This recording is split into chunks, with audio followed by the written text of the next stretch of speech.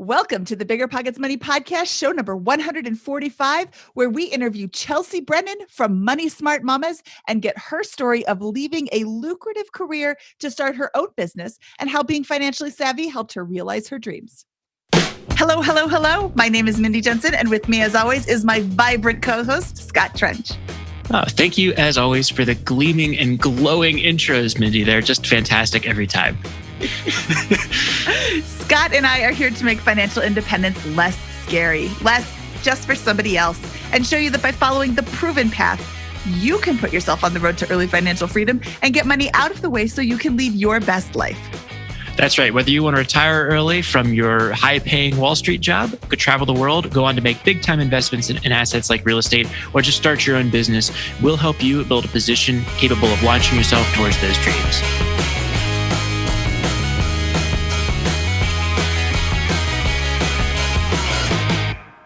Scott, I'm so excited to have Chelsea on the show today. She left a lucrative career as a hedge fund investor to start a passion project because she wanted to make a mark on the world. Chelsea is the founder of Money Smart Mamas, which is an online platform that gives women support and guidance as they navigate all aspects of their money, helping them overcome emotional blocks and identify what they want most to create healthy money habits, not only for themselves, but for their kids too. Yeah, I found Chelsea super fascinating. She has had a wonderful career, made a lot of money, is super smart, like clear analyst extraordinaire here. And yet she was able to leave that world of investment banking and distressed debt and hedge funds to start Money Smart Mama. And she, you can tell is applying that incredible intelligence and perspective that she's gathered over the years, just helping people master their money journeys, helping moms in particular master their money journeys. And it's just a wonderful story. It's got the analyst bit and the emotional bit. And I couldn't be more thrilled to bring her on today.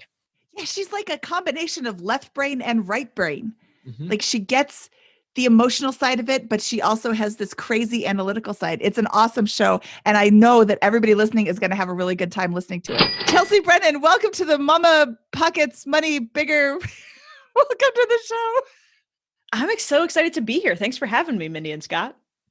So tell me where your journey with money begins, because I want to get to the part where you have a job, because that's fascinating to me. That sounded so mean. That's like, I want to get to the point where you finally get a job. I don't mean it like that. I want to talk about your job. But first, let's talk about what led up to that job. Absolutely. Yeah, I was very lazy. It took me a long time to get a job. So my money journey starts way back when I was a kid. And so my dad had a business partner, and Rich Dad, Poor Dad, the whole drama with that book very much is actually similar to my actual life, where my dad had a business partner. They made the same amount of money. They handled money radically differently. And so my dad was constantly spending all his money and kind of in debt and just not super responsible, where his business partner was one of like the original Boglehead guys. And he was telling me from like age 12, Vanguard investing, like early retirement, all this stuff from early on. So like he gifted me Benjamin Graham's book when I was like 14 years old. And I always had this interest in money. I was a natural saver. It was what I wanted to do. So in college, I was making this decision. Do I want to go to Wall Street or do I want to be a teacher? And I've always had this pull to teach. And I love educating and connecting with kids and connecting even with adults. I love teaching. I also had my uncle in my head, right? And wanting to earn money and having this real deep value. We'll talk about later how I didn't really recognize that I attributed wealth and money to self-worth and to my worthiness.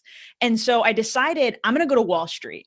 And I never thought I was going to be there forever. My goal was to work there for like a first act career.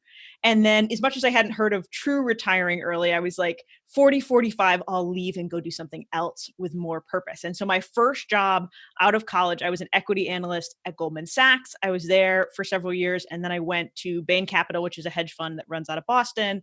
And I managed a distressed debt book there for several years. So that's the beginning of my job journey, Mindy. I got there as fast as I could. So what was your kind of, I guess, financial situation upon entering this investment banking and, Bain Capital world? Did you have a lot of student debt or anything, or what was the background? No, so I didn't have any student debt. Luckily, I was privileged enough. My parents paid for my college education. I also graduated from college a year early to try to pay attention to that cost. And so I was starting without student debt. Now I was moving to New York City. So things were expensive, but I always kept my expenses super low. So even the first year I saved 50% of my income. And then I met my husband the next year and we started dating. We actually, of all things, met on Craigslist and were roommates for a while before we got married. And so my savings rate continued to increase once we got married. And so we were always between 50 and 75% saving. Awesome. And so what did you do specifically? Could you give us like a very quick overview of your lifestyle? I mean, we can imply a little bit of high income with the Goldman Sachs and Bain career, but was there anything particularly exciting you did on the expense front, or just kind of pretty reasonable for that level of income? It was just pretty reasonable. I mean, our hobbies were always low cost, right? We loved hiking. We loved biking. My husband was a yacht captain. And so we'd go out on boats, but like boats that he was working on. So we didn't have to own or maintain them. And so that was always great. But no, we just didn't have super high expenses. And one of the benefits. Yacht hacking. What was that? Yacht hacking? Exactly. That's amazing. Got to get into that.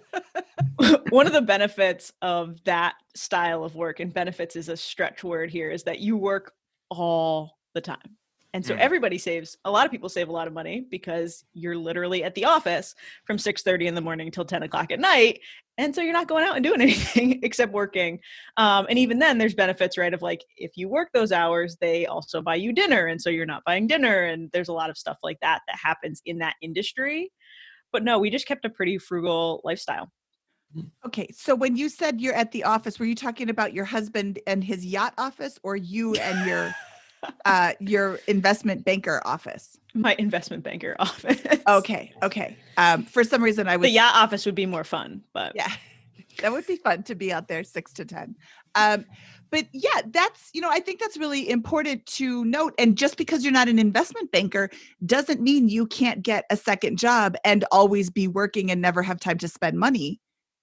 But I think there's a lot of people who are like, oh, well, she had it so easy because she was an investment banker making, multiple 6 figures or 7 figures or 12 figures or whatever investment bankers make. That was a stretch. No.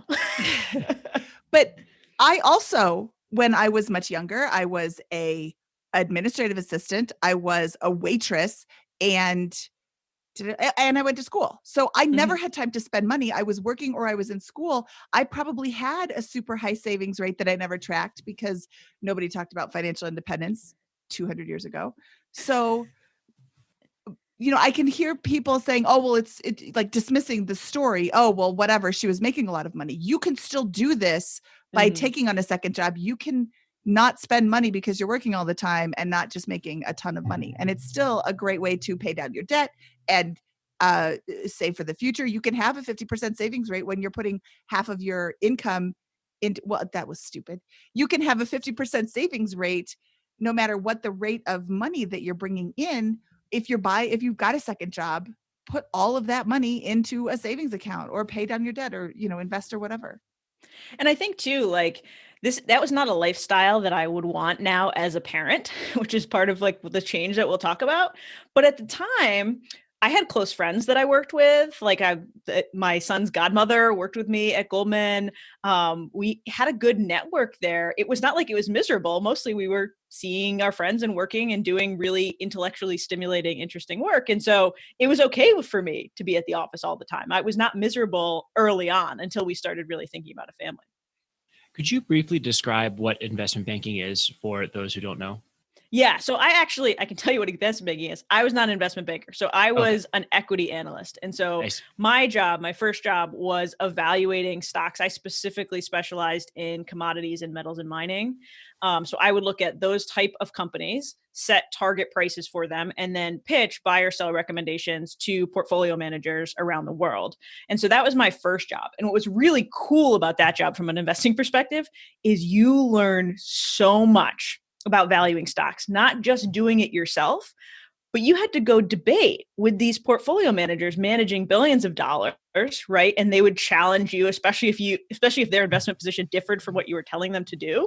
They would argue with you, not always kindly, but you learned about how they thought about investing and how they thought about valuation. And so it was really interesting to learn deep about the industry, but also to learn about investing in that way. And then when I went to Bain, I was doing more hedge fund distressed debt stuff. So you're talking about risky companies, either high yield companies or like facing bankruptcy. And so I was doing debt still in the metals and mining and industrial spaces at that point. Same things, valuing companies. And then actually the difference between the research and that job was I was actively investing money. And so when I left Bain, I had a book of 1.4 billion that I invested in the industrial and metals and mining space. Okay, so what's your hot stock tip? So I don't do that anymore. I'm all index funds. And frankly, I've talked about this before. Most people in my industry were 80% plus index funds because we recognize how hard it was to do this right. And there's all kinds of regulation around you can't invest in things that you're invested in or that you're a specialist in. And so when you took us out of so I could never invest in metals and mining and industrials. I don't know those other companies. And I knew how much work it was to get to know those companies. And I was like, I'll just index fund invest. It's way easier. Oh, I'm sorry. Go back and say that again. I know how hard it is to learn all of this. So 80% of the professional investors are in index funds. Say that part again. Because that's so important. Most professional investors primarily invest in index funds.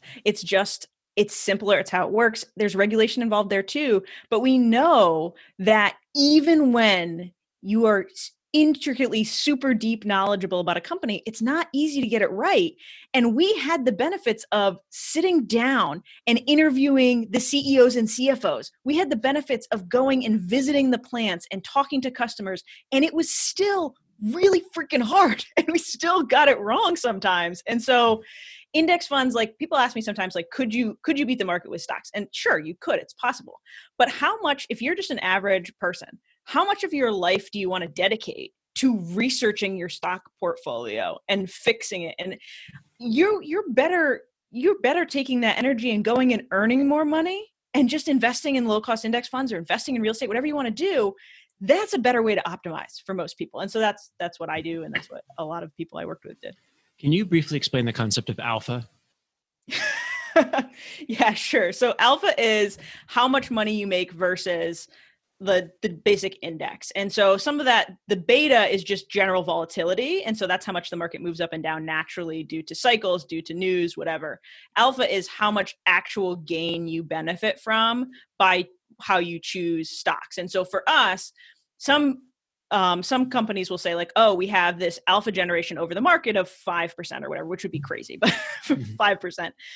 But if you look at the sectors that they actually track to, so maybe versus the whole S&P, they're 5%. But if they only invest in distressed or they only invest in metals and mining, that alpha might only be 2% or 1%. So you have to compare it properly to what the underlying index is. But yeah, it's just that what your actual benefit is from stock picking. What's a really good alpha for one of the best you came across from somebody who managed assets or worked or picked these winners in the industry? What would be good in the eyes of your bosses at Goldman?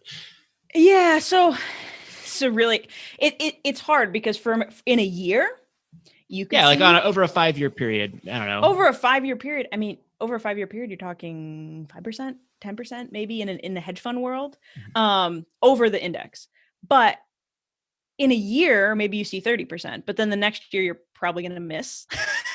So it's really hard to say. And I think that most of the time it depends on what you do too, because in debt investing, a good alpha is 50 basis points, 0.5%, because you're not talking about as much gain.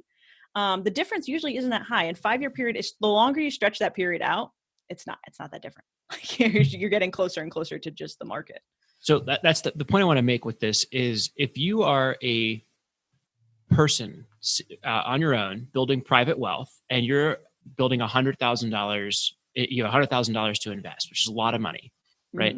and you're getting an alpha of 5 to 10% over 10 years. That's $5,000 to $10,000 over those 10 years versus an index fund. If you're one of the best in the industry, if you're good, right? Right. And so that alpha has to be earned. And how many hours have to go into being able to generate that in a I don't know how many hours would have to go into generating it's that. It's a full-time job, Scott. I mean, that's what you do, right? It's like our whole life. We're working 80, 90-hour weeks, and we had teams, right? Like I had people that worked underneath me. We hired experts. Like it's so much work. And what's the hourly rate for $100,000 investor getting that 10? I don't know. You know, it's I'm going down that rabbit hole because I want to like emphasize how hard that is to do that, right? And I think I want to be clear too. Like we can talk about the best of the best, but this is all the statistics, right? Of like 95 to 99% of active investors, professional active investors, underperform the market long term, right? Like over a 30-year period. Oh, say that again too. Well, is that net of their fees to investors, the returns their investors receive? There's a bunch of fees, different studies that go into that. And I don't remember which number is which, but you end up in the same place where you're like somewhere between 90 and some of the numbers that are lower that are like, hey, 90% or 85% underperform the market over a 30-year period. They don't correct for survivorship bias. So like funds that just go under in a 30-year period, they just remove those so then that number should be higher. Oh. And you see what I'm saying? So like there's all this stuff that goes into it. And that doesn't include hedge funds are a little bit different, high risk. But I'm more looking at like mutual funds, general managed stock portfolios. When you're getting into private equity and distressed, there's a ton more risk, but the return differential is much higher, but you can't do that as an average person. I have one more question about this real quick. At Bain, you said you managed distressed debt, right? So a non-performing debt, I imagine. Can you explain how one produces a return on investment by investing in that asset class, and how you go about generating alpha again in that area?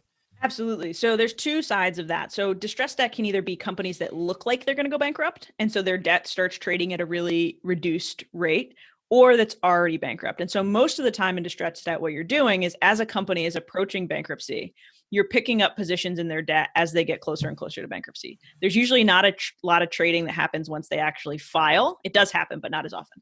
And so let's say they had a term loan, which is secured debt, similar like a mortgage on your house, that in debt, it would be trading at 100 if it was worth $1 for $1. So it gets down to like 30 cents and you buy up a huge swath of it. You buy up 20% of that term loan. When they file, you now are the first creditor in line. And so you're trying to get first cash paid back if you can, and equity if you can't. And so you're looking for companies that you think actually have value and can come out and operate as companies once they shed bad debt, shed bad assets. And then you own that company on the exit. You improve them, you do some capital investment, and then you try to sell the company or re-IPO it to make your money back and make a really good return. So it's a lot more than kind of just general stock trading, because you're really trying to manage the company as well. And you have to be able to know enough about the industry and enough about the company's assets to know what can this company do and how much is being mismanaged, how much of it is market cycle. And so that's the way you generate alpha, is getting enough equity or getting enough return to see like, hey, the market is undervaluing this because they don't see the kind of diamond in the rough that this company could be if we fixed it. Thank you. Yeah, I find those fields interesting, so I wanted to ask some questions there. So thank you for allowing us to tangent into this. Absolutely. Yeah. I haven't gotten to talk about it in a while. I'm like, throwback here. All of that sounds way easier than investing in an index fund. Way easier. Yeah. It was totally easier. So because we're talking slightly about index funds, or not at all about index funds, how do you invest in an index fund? I have $1,000. I want to put in an index fund. How do I do that? Just as a regular person. Open an account at a brokerage. You could go to Fidelity or Vanguard or Charles Schwab, or tend to be the lowest fee options. You move your money from your bank into your brokerage account, and then you pick either an ETF or a mutual fund that is labeled index. You could look for an S&P 500 index or a total stock market, total bond market, and then you just put your $1,000 in there, and then you're done. And you will always get the market return. You won't generate any extra alpha over the market, but you also won't lose any money under the market. And so you're done. Do we have a resource anywhere that we get this question a lot that is a literal walkthrough about transacting on an index fund? Literally like the mechanics behind purchasing that. Do we have a linkable resource to that anywhere? I don't know. Chelsea, do you have a step-by-step? I don't have, I'm trying to remember. We have the Money Mama's Guide to Investing that talks you through opening your first investment account and why you should invest. And now I'm trying to remember like how detailed we go into buying that fund. I know we like have some screenshots of what you're looking for in some of the dashboards, but that's a good question, Scott. I've always just assumed it was so straightforward. I don't think we got super detailed. Well, I think we should create a video for how to open up a brokerage in Robinhood, E-Trade, Fidelity, Vanguard. Just go through them one by one and create a little video on literally mechanically how easy it is to actually do this, so that people can feel comfortable about buying a Vanguard index fund through any or ETF through any one of those. Absolutely. And let's clarify what an ETF is. An ETF is an exchange traded fund. So similar to a mutual fund. So index funds can be an ETF or a mutual fund. Similar to a mutual fund, it's like a basket of investments, right? Imagine a suitcase and you're packing all the different stocks inside of it. So for an exchange traded fund, it's a basket of investments, and then they break it into shares. So the difference is a mutual fund trades once a day. And so you can buy and sell, you can put in your buy and sell orders all day. At the end of the day, the market closes. They set the price of all the things that are in that basket, which determines the price of that mutual fund, and it trades once a day. An exchange traded fund trades on an exchange like a stock. So it moves up and down throughout the day based on the underlying investments and based on primarily the supply and demand of that fund during the day. How many people are buying and selling it during the day? For a general index fund, you're not going to see much difference between an exchange traded fund and a mutual fund. The biggest difference you're going to see is that in most places, you can't buy partial shares of an exchange traded fund. You can of a mutual fund. So if you had $100 and each share of an ETF or unit of an ETF was $30, you could buy 3 and then you'd have $10 just sitting in cash. And so your cash yield, there'd be a pull from the cash just sitting there not being invested. For a mutual fund, you can buy fractions of units. And so they would put the whole $100 into the market and you'd have 3.33 units of a mutual fund. But in general, they're going to operate about the same. And so sometimes, like for a Vanguard, there's higher minimums on some of their low fee mutual funds, but you could go do the ETF and you're basically getting the same experience. It's just that it trades value all day long. Thank you. Yeah, I invest in both. I have a mutual fund through my retirement plan, and I invest in ETFs in my after-tax brokerage account. Same index funds, or index funds that track the S&P 500 for me. And one of them happened to be an ETF because that's easier to purchase through Robinhood, which is the brokerage app I use on my phone, and then the retirement account we have through work. Yeah, we don't want to get too far down the rabbit hole here, but I'm going to mention that some of the other ETFs that are more commodity driven. So if you were buying a gold ETF or an oil ETF, those actually have physical assets that underlie the value of that ETF. And so in moments when there's high volume trading, you can actually get a gap between like you're paying more than you actually own in oil or gold with that unit. And they will eventually square it up. But there's times that you see those ETFs really jump and correct because they have to either go buy a bunch of gold to fix up what they own as a ETF. And so that can cause some changes. And so they're a little bit different when it comes to that. But if you're just doing stocks, you're just doing index funds, they're basically the same. This sounds very exciting for a Goldman Sachs equity analyst. All right, so let's get back to your story here. So you are at Bain Capital, I believe, is where we left off. Mm-hmm. And what's kind of your wealth position as you enter and maybe exit the career with Bain? And let's pick up the story there. Yeah. So right around when my first child was born, I started to have this like I can't actually survive in this career for 40 to 45 years. It just wasn't serving my purpose. I liked what I was doing, but I had been switched in some sectors that I didn't enjoy covering as much anymore. So it was getting harder, and everything just felt like I wasn't living as the person that I wanted to be. I was also struggling with some postpartum depression. And so that played into it. But during that period of time, I discovered the FIRE movement. And so because we'd always been saving 50 to 75% of our income, we realized we were on track. Like we could FIRE by the time I was like 37, I think. At this point, I'm 28. Okay. So we're like, oh, we don't have that long. Like, should we tough it out? Should we wait? Whatever. We decide we're going to stick it out and try to make it to our FIRE age and then do my next stage career.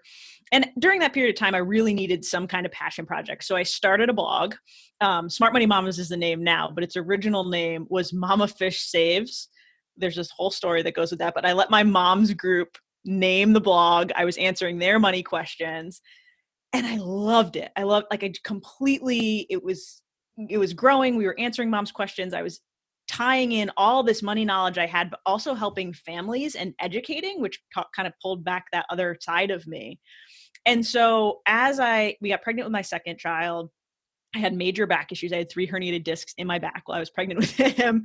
My water broke early and he was almost a preemie. So we had all this stuff going on. And so I was in the hospital with him. This is December 2017. And I was like, I don't think I can do this anymore. Like I understand FIRE is, 8 or so years away and I know we can make it, but like, what's the cost? Like how much of their childhood am I going to give up? How much of my health and well-being am I going to get up to keep doing this job? And so we pulled up our FIRE spreadsheets literally in the hospital and it's like December. So it's like before the holidays, my husband and I, we pulled it up and I said, how long do we have? If I left right now, how long do we have of runway? Because he's also a stay-at-home dad. So we would be going from mid 6-figure income to 0 overnight. I do not recommend making this decision, by the way, in a stressful moment of your life in a hospital. But we did. We sat down and we said, okay, we're at coast FI already. If we don't add any more money to our retirement savings from now until the future, we will be FIRE by the time I'm around 45. Okay, that's great. We're still way before traditional retirement age. We have 2 years of cash runway to build this business for me to go to 0 to enough to live because we don't have to save for retirement anymore. The kids' college funds were already also built up. Are we willing to take that risk? Are we willing to say 2 years? You get 2 years to figure it out and either go back to finance, get another job, get into consulting if it doesn't work out. And so we said yes. And I called my manager and just said, like, listen, I need a break. Like I need to do something else. I have loved this opportunity. I've loved the intellectual development, but like, I think after everything, I need to break. And they were great about it. They were definitely a little bit confused about what I was going to be doing for work. But I'm grateful that they paid me through my maternity leave. They still gave me my bonus for that year, which also helped us with our goals and things like that. And we transitioned and I went from, hedge fund to working from home with a 2-year-old and an infant a few weeks later. So was your wealth primarily in at this time a 2-year cash reserve and then retirement accounts? Was that what kind of like empowered you to feel comfortable making that decision, or did you have other assets outside of those kind of 2 buckets? Yeah, so we were primarily cash. We had some traditional like taxable investment accounts we could have pulled on, and then we had retirement. We would have pulled some money out of taxable, and then we had a house in Boston. And we knew we weren't going to stay there. If I left that job, we would either move closer to family. We were talking about moving to Vermont and doing more of like a homestead thing. But we knew we'd be able to take some equity out of the house, which would have helped the runway. When my prior employer decided to pay us through maternity leave, we didn't end up having to take money out of the market, but we did have cash accessible. We weren't going to have to tap retirement accounts. And that gave us some comfort. I wouldn't have done that. So we had some wiggle room. So so it sounds like there's a lot of math that went into this to calculating this runway. And it sounds like you were planning on expenses changing after you left your job as well. Can you walk us through kind of how you were doing the back of the napkin on those?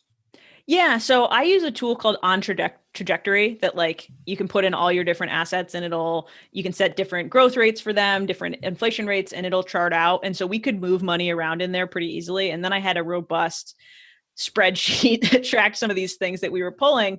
And I have budgeted every dollar I have ever made in YNAB and You Need a Budget, like since my first job. And so I've used it since it was a desktop app. And so we had a ton of information about where our money went. And then I'm a researcher. So we kind of knew when we hit FI, eventually we wanted more property. We wanted to do that homestead thing. So we'd been doing research on like, okay, what do things cost? What are costs of living in different states? In that moment, in that stressful moment, I will be honest that we basically said, let's take our expenses and assume they're the same as right now. And that there will probably be places where costs will go down. Our cost of housing will go down. Our cost of food and just general expenses will go down. But we'll also have to pay for our own health insurance. We'll also have other things changing. And so let's just assume it's a wash and we'll figure it out as we go. And I think this is a big thing we've always thought with budgeting of like, there's no fixed number. As much as I like to sit down and build a spreadsheet and try to project 5 years in the future, it's just never going to be right. Exactly. And so it's okay to shift as we go. Okay, you just said we'll figure it out as we go, but I think that is a flip comment from you because it doesn't sound like you were figuring out as you went. And while this sounds like you were sitting in the hospital and like, you know what, I just want to quit my job. This was a calculated move from you for a long time. You just didn't know it yet. And I just want to point that out if there's somebody listening who's like, wow, I really hate my job too. I'm just going to quit. No, Chelsea set herself up knowingly, unknowingly. Like we did the same thing. We were saving a large percentage of our paycheck, or my husband's paycheck. I was a stay-at-home mom because we didn't know what to do with it. Like you just invest it, but we certainly weren't spending it on everyday things because we're just cheap like that. We don't spend a lot of money. So Frugal. What? No, just frugal. kidding. Did you Frugal. say frugal? Yeah. No, we're cheap. No, it's a combination, but it's once we discovered financial independence, my husband said, hey, what do you think of me quitting my job? I'm like, do it because you're so miserable. I knew we would be fine. We didn't have all of the spreadsheets, but it sounds like you really did track everything. And what's the number one piece of advice for people who are just starting out, Scott? It's track your spending and, make a budget, track where your money is going in and out because that's so important to know. Absolutely. And that flip comment was more about like how we figure out the budget, not how we figured out like where we got money, because you're right. We had built this runway and we didn't know what it was for yet.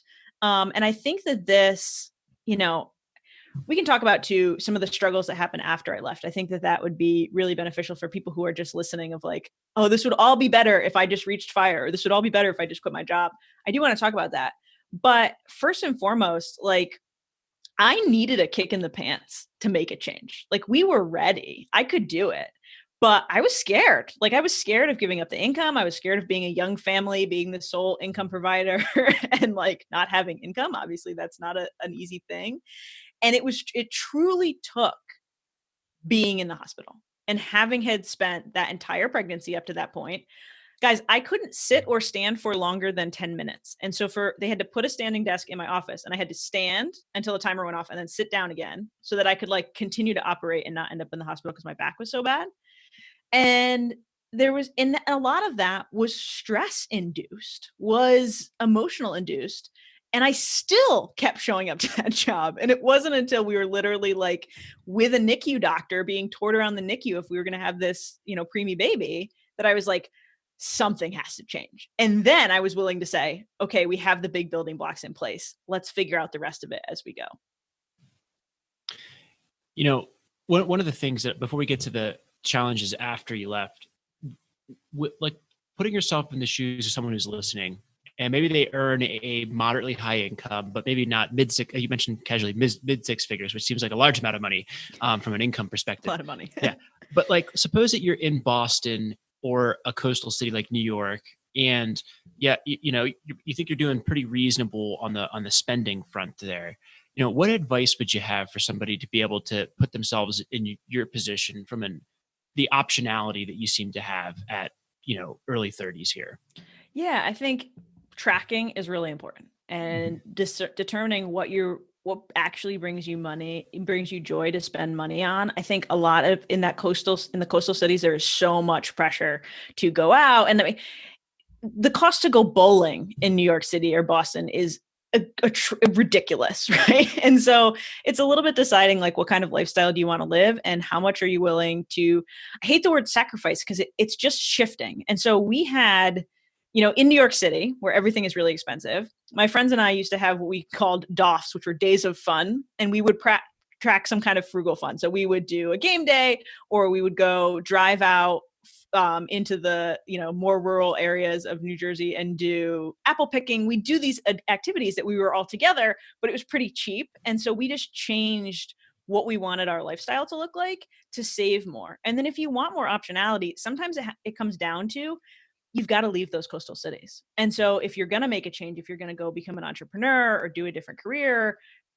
start to do some research. We just started looking on Zillow in other areas. We looked near our parents. We looked in Vermont. My mom has a house up there. And like, okay, what's it going to cost if we no longer live in one of the most expensive parts of the country? And that gives you a lot more option too. But it does sound like if you're in one of these coastal cities, there's ways to reduce your spending by keeping in control of that. But that I'm gathering the real answer, underlying this, my snarkiness is got to earn a pretty high income if you're going to be in one of these coastal cities and you're trying to FI. And if you're not earning that high income, maybe that, what are you doing in that coastal city if this is a top priority for you? It's going to be that much more difficult to save given the housing and other high expenses of living. Is that a fair? Am I going too far with that? I would say that's a fair assumption. I think either you got to side hustle, you've got to figure out ways to make more money. There's ways to, more roommates, live in a different part of the city, try to reduce expenses. But yeah, at the end of the day, if you're going to live in an expensive part of the country, you either have to make a lot of money or you got to move. Like if you want to FI early. And I hate that, like say that so flippantly, but it's true. Like I think that some of these stories, sometimes and we get people in our community who reach out and are like, I just saw this headline about this guy that retired at 34 and like I can't figure out how to make it work. And I'm like, well, if you make $70,000 a year and you live in Boston, yeah, you're probably not going to retire at 34. Like there's actual fundamentals of you have to have the money to be able to save it and build up the nest egg. Or you got to find some way to live for free or be super frugal, like a house hack. Maybe. Exactly. You could house hack or something like that. Yeah. Well, I think that's really important to not gloss over is there are certain fundamentals that are true. You need money to pay your rent or mortgage. You need, and that money doesn't have to be you working at a job, but it has to come somewhere. So, I think that there's a lot of people who just, they do read the headline, oh, they retired at 34 and they live off of $30,000 a year. Well, when you rent for $3,600 a month, you're not going to live off of $30,000 a year unless there's another way to cover that mortgage besides money coming out of your own pocket or the rent. And, in some cases, there's no easy button. You're not going to be able to make little money and this sounds so snotty and I don't mean it to be, but like in an uneducated job in New York City, you're not going to be able to retire to the Hamptons at 34 unless you win the lottery, which is not a real valid option. And I wouldn't necessarily say uneducated job, right? I mean, there's so many nonprofit centers and things that operate out of New York where, you're not going to make a lot of money. And there's a lot of those people who have advanced degrees and who are doing important work for the world, but there's not a lot of money in it. And so that requires either you find another way to make money or it's a balance. That or, like I guess I'm trying to relate this to my own experience, right? Living in Denver, which is not a coastal city, but not the cheapest place. Yeah. I was making $50,000 my first year and I was able to save 2025 because I ate onions and, like for my dinner, I would like literally cook a onion for dinner. I lived in a small apartment with a roommate. I lived a lifestyle that most people would not want to sustain for an indefinite period of time. Right. Yeah. So, it is possible you're going to have to just get super aggressive on one of those expenses or income. And if you're in a coastal city, it might as well be income. Because that's the advantage of living in a coastal city, I think, right? And is the job opportunities that are agreed. Theoretically. Okay. You ate onions for dinner? Yeah, Virginia's gonna let that go. That. Yeah, I would saute an onion basically, and then consume the whole thing, and it would. While you had a girlfriend? Pores. I was going to say, you must smell lovely. I was single for a long period of time while that practice continued. You were, and I was wondering because you're a good guy. I was wondering why you were single. No longer do I wonder. Yeah, that's why, Josh, we used to work at the same office. He gave me my own office after a few months. Well, Virginia, you are a saint. Okay, let's get back to Chelsea because this isn't the Scott episode. This is the Chelsea episode. Okay, so no, good. So you wanted to talk about some of the things that were difficult for you after you made this transition and left your job, right? Yeah. So I mentioned earlier in that college decision, right? Was I going to teach or was I going to go to Wall Street? Feeling this value of self-worth equals net worth. It was deep. It was not something I was super aware of. It was just like, we talk about frugality, right? I'm not actually a particularly frugal person. We like having someone come clean our house. Like I will pay for that. And I enjoy some of those things. But early on, especially a few years ago, I could not spend money. And so the memory I always talk about is like, got my first Wall Street bonus and I could not buy a bicycle. Like I was like in the bike store, I biked every weekend and I was almost in tears. Like, no, like I cannot let my bank balance go down. And I was with my mom and she was like, we should probably talk about this. Like, this seems ridiculous. And I couldn't separate from it. And so for a while when I was in that career, I didn't have to think about it because we had enough money that I could do some of those little things. I could have someone come clean the house and it didn't impact our overall savings rate. I still got to see our bank balance, still got to see our net worth go up a lot every single year. And so it didn't bother me. And then I left my job and I went from getting these mid 6-figure paychecks and big bonuses at the end of the year to no income. Zero. Like my husband's stay-at-home dad, the business the Smart Money Mama's Fish Shaves at the time was a hobby. Like we had never monetized it at all.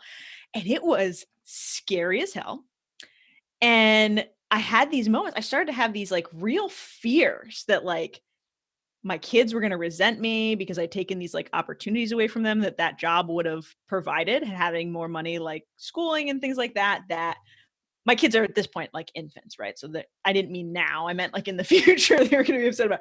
I thought like my husband was going to was constantly mad at me. He was not mad at me, but like I was like, there's a certain lifestyle we got married under the assumption of, and now we are not living it. And it was all in my head. But I had this every month. The bank balance went down.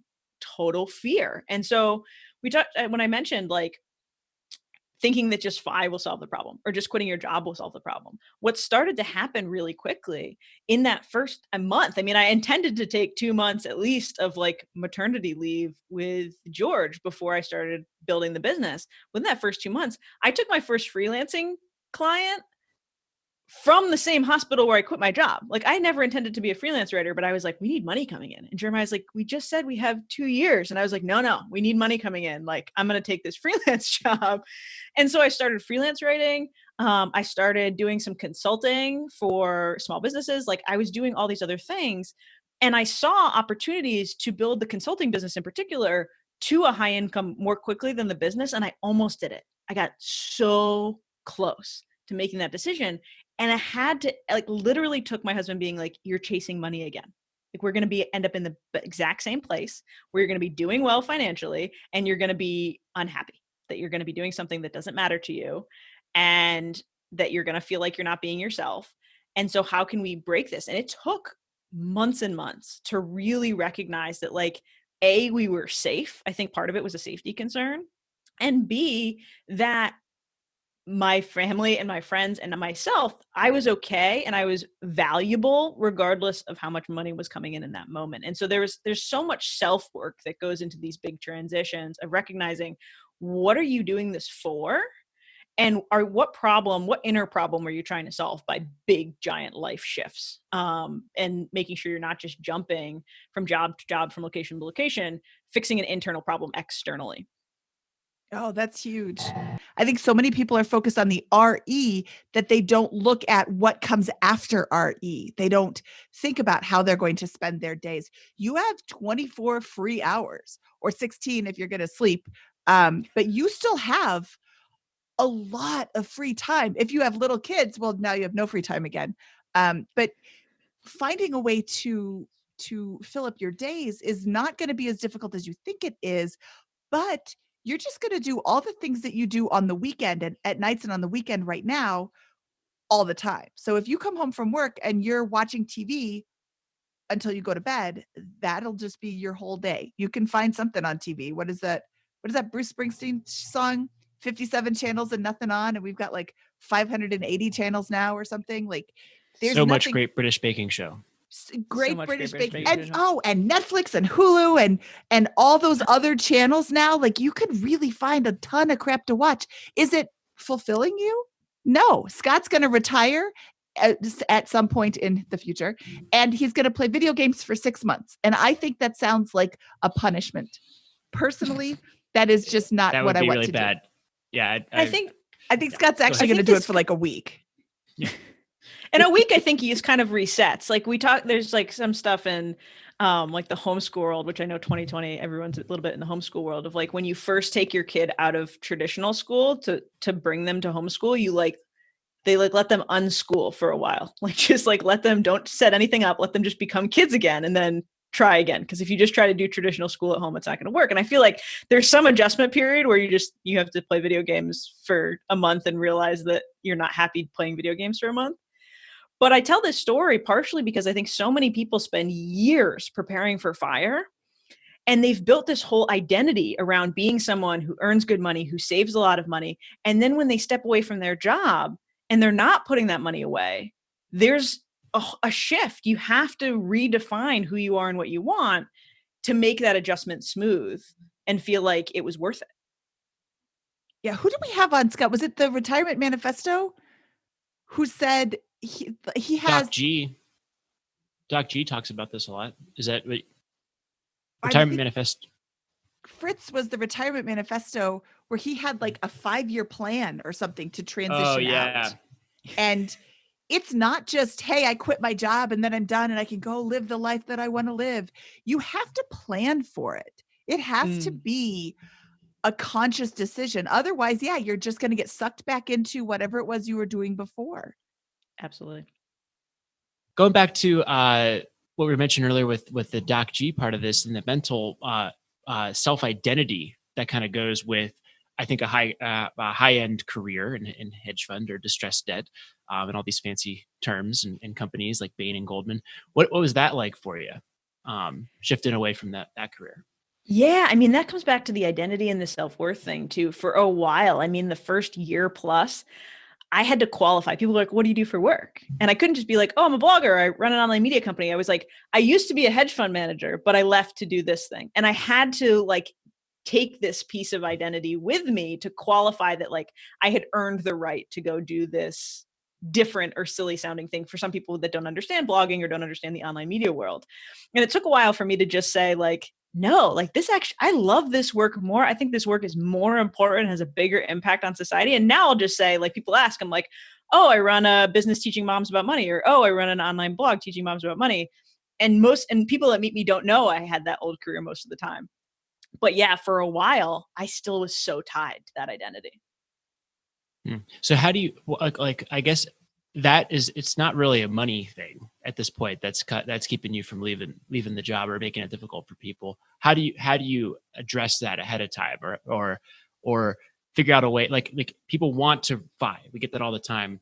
And in these high-end careers, typically what we see is people go way past the point of having more money than they need, because it's not really that difficult when you make 6-figure income to accumulate enough to mathematically achieve 5, but it becomes all about that stuff. So how would you prepare yourself for that, to make that mental leap outside of the problems you struggle with? Sorry. I think this is a lot of self-work and identity work. And like, who are you? What's important to you? What do your friends value about you? And this is not necessarily asking them, but like recognizing who are your people? What do you want to be? What do you want to be known for? And I think sometimes, especially when we've been in deep careers or big name careers, so many hours of our life are dedicated to that career that we do think we are just a doctor, that we are just a hedge fund manager, we're just an investor. And we have to start to build up some of those other things, whether it's, that transition Mindy was talking about with the 5-year plan that Fritz has of, okay, I'm going to go to part-time for a little while and build up some hobbies, build up my bridge to what my new life is going to be, because cutting it the way I did is hard because you have built this identity up. So I think it's giving yourself some time for introspection and also just some quiet time. I think so often we schedule everything in our day, and especially if you have young kids, you don't have a choice, right? Like your day is just crazy. But it's blocking off like, for an hour, I'm going to do whatever I want to do. Like I'm going to research something that I find interesting. I'm going to go read a book, and just give yourself some space to start to figure out who you're going to be after that transition. I think that's so good. There's a lot of people who are, especially these high powered careers, these, you've been going full on for so long that it's hard to stop and relax. This is something that my husband has a problem with, even 3 years post retirement, is he can't just sit there and read a book. He's finally started reading Stephen King at night, but it took 2.5 years. I know. Why would you read Stephen King at night? That's really screwing up your sleep there. Well, he doesn't allow himself to relax during the day. He just goes full on. And then, but at night, instead of reading something that furthers his education, he will now read something just for enjoyment, which is Stephen King. Mindy, this is so funny though, because like it was only fairly recently in the last year or two that I was like realizing I felt really mentally drained a lot. Like I was just tired. I didn't have as much creative energy. And I was like looking at how I spend my day, and I was like, oh my God, I'm either working, I'm reading a nonfiction book, or I'm listening to a podcast about business or money or whatever. And I was like, I am constantly consuming information or creating. And like, I remember I took a week, and anytime I was in the car, instead of listening to a podcast, I just listened to a playlist of some of my favorite songs. And I had so much more energy at the end of that week because it was moments. It was not anything big, but it was like moments of a mental break, to not try to be productive, to not try to earn more money, to just take a moment to yourself. I think that's a huge thing. And we have to practice it because we're not very good at it. A lot of people who are super high achievers. Yeah, I think that's really, really smart. Yeah, I was delighted to see him take a book that didn't teach him anything and just read it. Fantastic. Maybe something a little less terrifying. So people are listening, they're like, who are the hell are these people? I'm the same way. We are not super relatable as Carl right and Chelsea. Yeah. But yeah. No, you know what? I think that we are super relatable right now, because there's a lot of people who are listening to this show who are the high achievers and, I got to do something with my life every minute of the day. It's nice to accomplish things, but it's also nice to take a mental break. Like you said, you feel recharged. I purposely, when I don't have time to listen to a podcast in the car when I'm going to the grocery store 2 minutes away, I purposely will just listen to a song that I really like. I just discovered how to download music on my phone. So now I can listen to all those great songs again. So fancy. It was a struggle. My husband showed me. I didn't do it myself. But my audience is primarily moms. And so primarily working moms. And I think that you get this extra layer of like, we talk to women, they're like, okay, I blocked off 15 minutes to read, but the whole time I had held that book, I was like, I should be folding the laundry. I should be doing the dishes. I should be playing with the kids. And like, it takes practice. This is like another thing that we talk about of like, yes, the first few times that you sit down for free time or break time, your brain will not relax. You have to keep doing it until you learn how to take a break. So, Chelsea, is there, it sounds like if I can sum up this story that you shared with us, that you have been, I'm just going to went to a really good college, then got this very coveted, high income, grueling job at Goldman Sachs, which I imagine, based on the folks that I know, is a continuation of a ridiculous career that stacked up with class after class after class and extracurricular after curricular, going through college all the way into equity analysis at Goldman. Is that reasonably correct? Yeah, absolutely. It was the whole way. Can we check all the boxes? Can I do all the things I'm supposed to do on the life checklist? All right. So if I'm listening to this show, do I have to be that person to retire early and be good with money? or is this success that you've had accessible to people who maybe haven't done that with their whole careers and get started like that? Absolutely. Absolutely. And I think that there's so much of this that is limiting belief, right? And that is these old wounds we have about money. And I think no matter who you are, whether you're a high achiever checking all the, perfectionist doing all the things, or you're someone who's convinced themselves that they can't be good with money and they've gotten into debt and they're in a place where they feel like they're kind of struggling. I think any of those people have money mindset work to do to find the success they want with money, to reach FI and feel comfortable and happy with that decision afterwards. And we talk, the first step we talk about at Smart Money Mamas is getting clear on your money story and what you believe about money so you can start to heal it. And I think there's so much of what we learn about money. And so studies have shown that kids understand the basic concept of money by age 3, and that most core money beliefs are set by age 7. And to most people, that blows their mind, right? Like by age 7, you haven't even really handled money, but you've watched your parents handle money. You've watched people in your lives talk about money, and you've set these rules with a complete lack of perspective.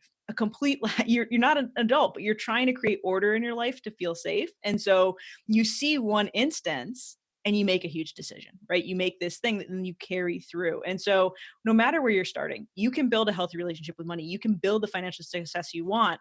But I would recommend starting with doing some of that introspection, figuring out where are you limited and how can you get better? And so we'll tie it back for me for a second with the self-worth equals net worth thing. That came from my parents early on. My dad was super idolized. He idolized people who had wealth. He idolized people who were successful. And so I internalized that of like, okay, if I want his approval, if I want my parents' approval, I better go out there. I better make a lot of money and I better have the big name job. And so that limited me from entrepreneurship. It limited to me how I looked at my options. And so I had to break away from that a little bit to shift. And so sometimes we hear in our audience, people who are like, well, debt is just a way of life. You're always going to have debt. Or I'm not good with money because I'm a woman, or because I do this kind of job, or because my parents didn't have money. And resetting that really opens up what opportunities you even see in your life. Because when you have those limiting mindsets, you're not seeing the doors. You're just like, this is the tunnel that I have to go down. And so that's where I'd start. And I think you can absolutely build the financial success no matter where you're starting. Sorry. So I guess I missed a part. That almost made me feel like it's set at 7 and I can't do anything about it. So what can I do from an actionable standpoint to attack it? So what it means set at 7 means that that's when you kind of internalized and sunk it in. It doesn't mean you can't change it. It means that you're likely not aware of what it was. And it's been running on a loop in your brain for 20, 30, 40 years. And so you don't recognize it. It's running in the background and it's impacting the little decisions that you make. It impacts the emotions that come up when people bring up money. And so until you go backwards, and so like the first exercise that we recommend people do is say, what is your first money memory? What is the first time you remember somebody talking about money or doing something with money? When you first come up with that memory, it's going to seem, oftentimes it feels super tiny. And you're like, why can I even pull that out of my brain? Like, right, I was 6, 7, 8 years old. And so sit with it. Like sometimes people walk away for a couple of days. They just remember it until they realize what is the decision you made in that moment about money. And so one of my favorite stories is from another woman she's at the grocery store and she's with her mom and they're walking towards the checkout aisle and she sees these tiny dinosaurs and she's like, can we buy these? And her mom says, no, dad only gave me so much money. We can't get those. And so she's like, I remember that memory for a while, couldn't figure it out until I decided my dad was the decider of what we were allowed to buy and not allowed to buy, and men control money. And so this woman who had grown into this powerful feminist person was constantly looking for approval from her dad, was constantly looking for approval from her boyfriend, and couldn't make her own money decisions. It caused her a lot of anxiety to have to make her own money decisions. But as soon as she brought it into the light, as soon as she recognized it, she's like, I don't think that's ridiculous. And then she could move forward. But it had been there impacting her. And once she recognized it, she could see the times in her life when that had driven her, but she had to think about it. Okay, that's really yeah. That's really I'm helpful. listening to you say that and I'm thinking, oh, what's my first money memory? It was the time that I was garage sailing with my dad and I wanted this giant pencil, and I didn't have 15 cents for it. And the guy's like, oh, just take it. And my dad said, see, if you would have spent that money before, then you wouldn't have had time to spend it now. And I'm cheap. I don't spend money. And I'm just now at age more than 40 figuring out that it's okay to spend on something that you really like or something that matters to you. I just bought, I haven't even, it's giving me a little bit of anxiety to even bring it up. I just spent $290 on a purse. And I don't think I've spent $290 on every purse I've ever had in my whole past life. But it's an R Riveter purse, which is it supports spouses of military. And it's like, it's handmade, it's beautiful. And I thought, this is really cool. It was so hard to buy that purse. And as soon as I bought it, I was second guessing myself. And I bought it online. It hasn't even arrived yet. But like, what is $290 to me now? Well, it's no big deal. And I wouldn't hesitate to spend $290 on Thanksgiving dinner, but why can't I spend it on myself? Because of that stupid pencil when I was 8. Well, now I gotta go right with this. That was really helpful. So thank you for clarifying that. I wasn't attempting to challenge. I just was looking for clarification there, Chelsea. And if I think about it, I don't know why I have this. I don't think my parents did anything to this effect ever when I was a kid. But I always had this thing growing up. I don't even know if there's a single memory, but just every time at a restaurant, I'd be like, "There's something I really want." But it's like $2 or $3 more than this other item that's just more reasonable. I'm going to get that. I just remember like walking away being like kind of unsatisfied at a lot of restaurants with those types of things. And so that was my big thing. So, I set up an adult life where now I can get like that $10 nicer thing if I want, but sometimes it's, I don't know, for whatever reason, that was a huge blocker for me. And so and I can tell you mine real quick. So I saved up for some toy. I can't even remember what the toy was, but I saved up for it. It was like the first time I saved for something. We got to the store. And as soon as we got there, I was like, I don't know. Like I spent a lot of time saving up for this thing. Like I'm just going to keep the money. I don't want to buy it. And I was with my dad and he was like, that's amazing. I'm so proud of you for saving. This is going to make you so successful. He told everyone that story that like Chelsea's just saving her money. She didn't buy the toy. And I was like, see, if you buy things, then you're not as responsible and people don't praise you for it. And so every time I saved up for something, it was like, same thing, Mindy, of major anxiety of like, you know what, maybe I should just keep the money in the bank. Yeah, that's very interesting. Okay, so if you're listening to this and you aren't pleased with the way that your money relationship is going, think back to your first memory and what does that like sit on it and what does that teach you and what is that saying to you? Because that's, I mean, I've talked about that stupid pencil on the podcast before. That was a big one, and I bet my dad would be like, I don't remember that at all. Your parents will rarely remember your money memories, but comes back to the fact that you're little and you're like, you completely lack perspective. Yeah, that's really true. All right. Well, well, let's wrap up and move to the financial scan. What do you guys think? Yeah, I think that's Sounds great. Let's do it. Chelsea, we've recently added a new segment to the show called the Financial Scan because we want to know what you are investing in. Chelsea, former hedge fund manager, is clearly in all the things, metals and mining and industrials. So where are you planting your money so that it grows for retirement? I have 100% Bitcoin. No, that's not true. No, so I am invested in, metals and mining and industrials because I own index funds. And so I'm 95% index funds. We still have a very aggressive asset allocation. So we're like 90% stock, 10% bonds within that 95%, but all index funds. I have 5% of my portfolio is in old co-invest from work. So you had the option when you work at these funds to invest alongside the fund, which is a great opportunity because unless you're like, an institution, you normally don't get to do that. And so I have some old asset that sits there. As that comes out, it'll go back into index funds. But the way that lockups work in a hedge fund, it'll probably be another several years before that money starts to come out. But it's been doing well. So I'm happy to have that little piece of it. But yeah, we're mostly index funds. Awesome. did that portfolio change at all when you left your work? Not significantly, no, because we weren't retiring per se. The goal was to start the business. And so we weren't touching our retirement money. So we didn't move it around a lot. We did move a little bit more to cash right away to give ourselves a bit of a cushion. But in general, we've kept it the same. The only thing that's changed is that our co-invest allocation has gone down a little bit for money that we've added because I no longer am eligible to add to that portfolio. So at one point we were closer to like 7 to 8% in that space, but no, not a lot of changes.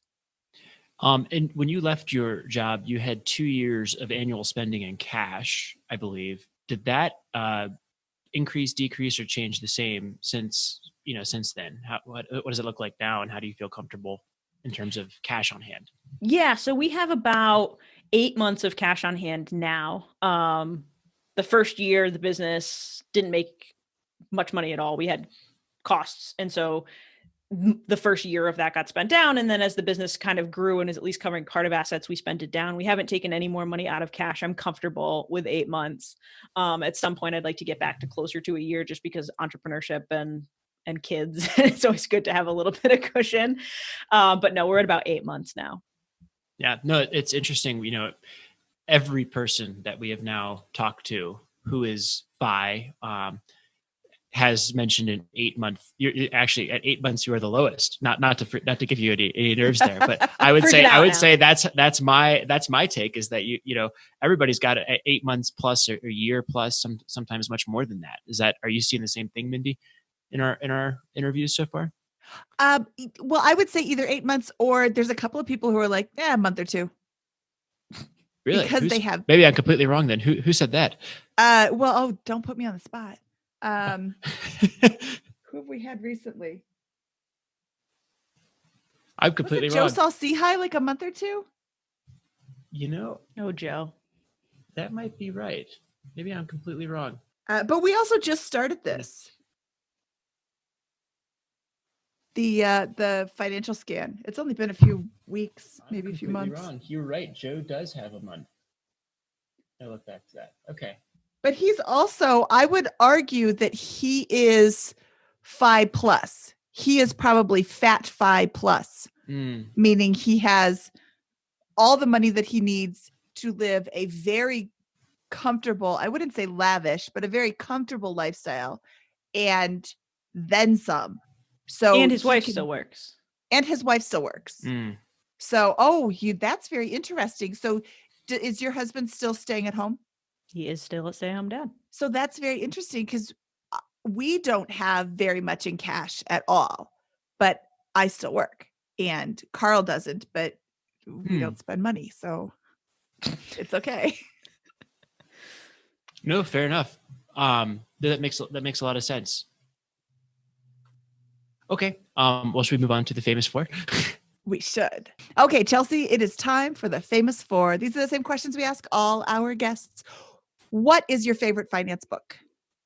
Ooh, I have to say Art of Money by Barry Tesler is my favorite overall money book. I really like how she ties some of the emotional side of money to actual actionable things. I think sometimes you get those like manifesting wealth books and you're like, what am I supposed to just sit around and like wish for money? That's not going to work.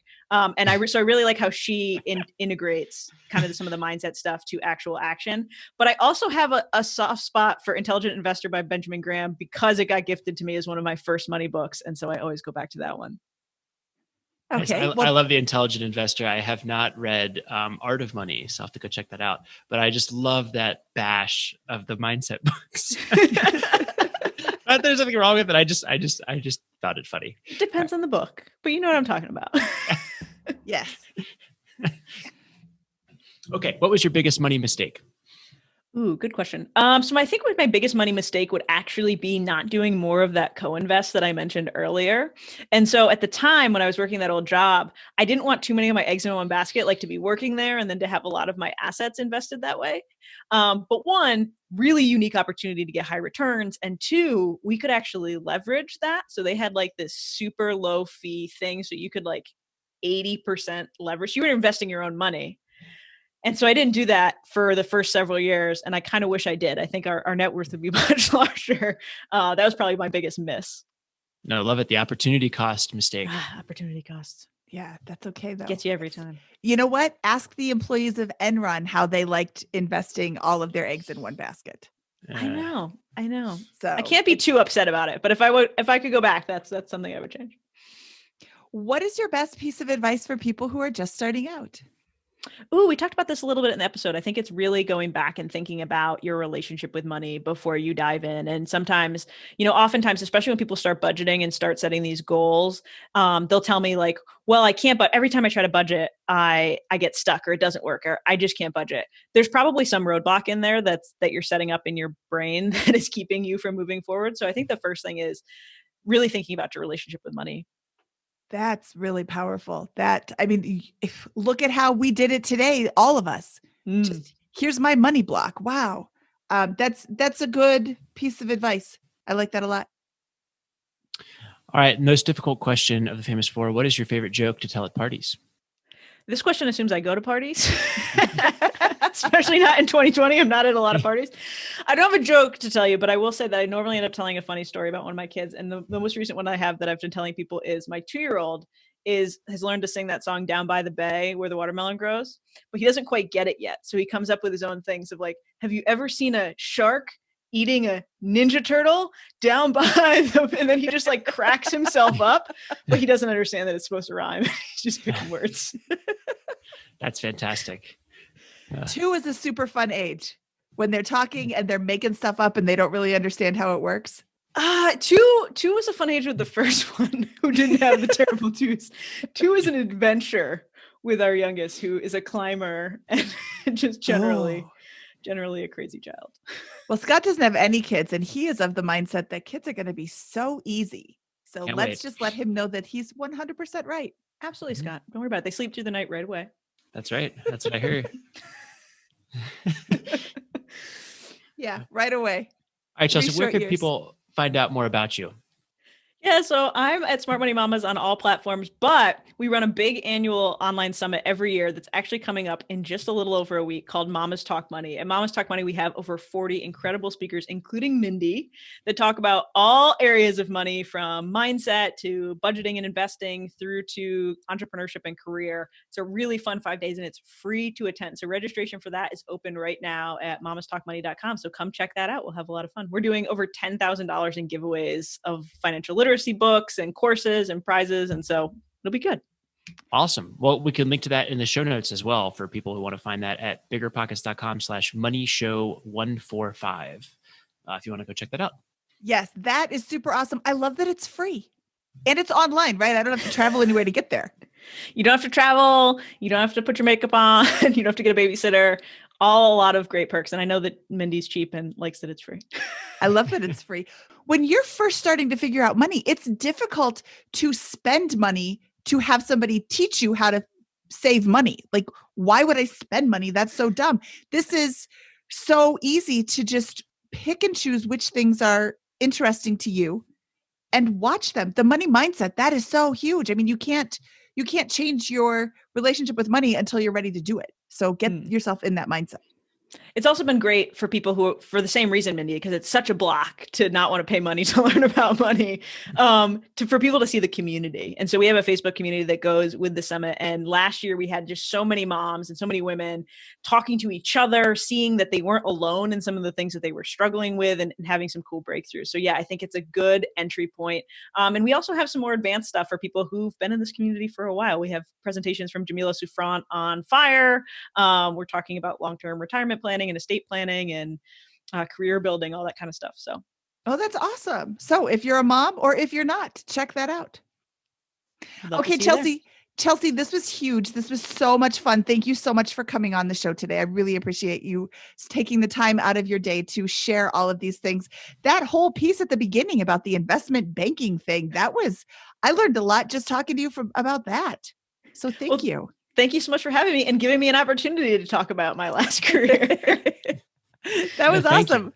Okay. And good luck at the Mamas Talk Money Summit next week. We'll talk to you soon. Talk to you soon. Bye-bye. Okay. That was Chelsea Brennan from Money Smart Mamas and Mamas Talk Money Summit. Scott, what did you think of the show?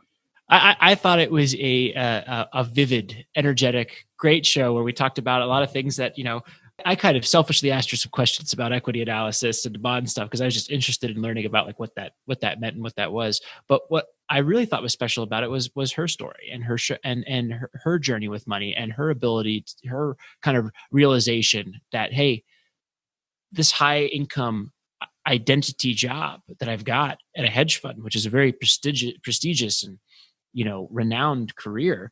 That's not what is meaningful to me. What's meaningful to me is this work, the work I'm doing now, and my family, and those types of things. And that's a transition again that I think is really difficult for a lot of our higher income earning guests to go through.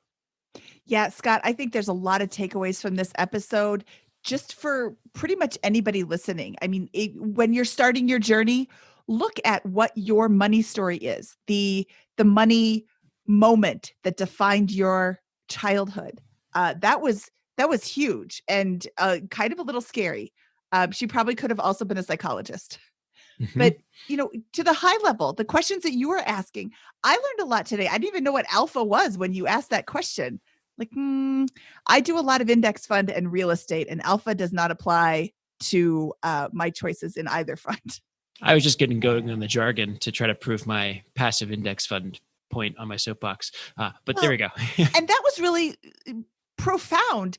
80% of these people who work in these hedge funds are investing in index funds because they can't invest in what they know. They have to go outside, and they know how hard it is to learn about all these things. It's just so much easier to put it in the index funds, and over the long haul, kind of the same return.